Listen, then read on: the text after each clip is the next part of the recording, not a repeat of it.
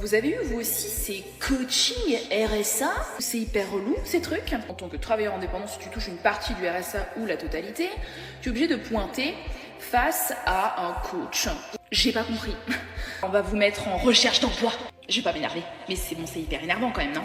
Là, on a une femme qui explique qu'elle passe ses journées à courir après des dossiers, des CERFA, des rendez-vous pour toucher quelques centaines d'euros.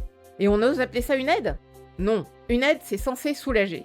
Là, on prend des gens déjà fragiles et on leur colle une seconde charge mentale, la fatigue administrative. Sur ce point, aucun suspense. Oui, c'est absurde. Oui, c'est grotesque. Ce système ressemble à une parodie bureaucratique. Mais c'est pas un accident. Quand tu veux distribuer de l'argent public avec 1000 critères, tu fabriques mécaniquement du contrôle, de la suspicion et des petits prêtres du formulaire. Donc, j'ai une question simple. Tu veux simplifier? Vraiment? Très bien. Tu acceptes quoi en échange? Plus de fraude? Plus d'erreurs? Plus de gens qui touchent sans y avoir droit? Vous voulez toujours l'aide simple, rapide, humaine, sans jamais assumer le prix logique de cette simplicité. Le prix actuel, lui, on le connaît. Des pauvres traités comme des suspects permanents. Dans ce pays, on fait passer plus d'heures aux pauvres à remplir des dossiers qu'aux fraudeurs à rendre l'argent.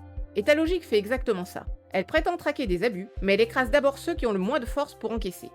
Et le pire, c'est qu'elle dit aussi qu'elle devrait peut-être avoir droit à l'AAH, mais qu'elle ne l'a pas. Donc quand il y a possiblement un handicap, même invisible, la machine continue à douter, ralentir, épuiser. Là, c'est plus de la gestion, c'est une injustice froide, répétée. Sur la hache, je ne vais pas jouer au médecin de comptoir, contrairement à quelques imbéciles médiatiques. S'il y a handicap invisible, j'en sais rien. Point. Mais ça condamne encore plus le système. Si même des cas potentiellement prioritaires s'enlisent, c'est bien que la machine entière est structurellement pourrie. Donc tu reconnais que la machine broie, doute de tout, et perd même des gens qu'elle devrait protéger en priorité. Mais ta conclusion, c'est jamais de réparer, c'est de retirer le filet. C'est là ton angle mort. Toi tu ne filtres pas la fraude, tu filtres la survie. Non, ma conclusion, c'est qu'un système qui administre la survie n'aide pas, il fige. Le RSA, tel qu'il existe, doit disparaître.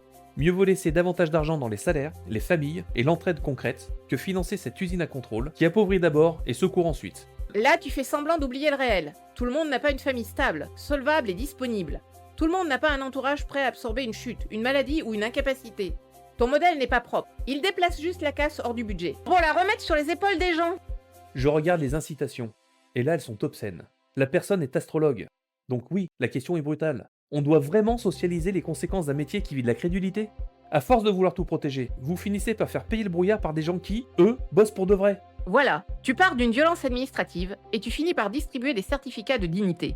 Les vies rentables d'un côté, les vies suspectes de l'autre. Et après tu appelles ça de la logique. C'est une machine à trier les faibles en racontant qu'on parle de conséquences. Et c'est précisément pour ça que ce débat s'arrête là. Parce qu'à force de traquer les abus, tu finis par traiter les innocents comme des fraudes. Merci Procop. Voilà ta logique. Et non, pas la peine de râler. C'est mon émission et ton micro est coupé.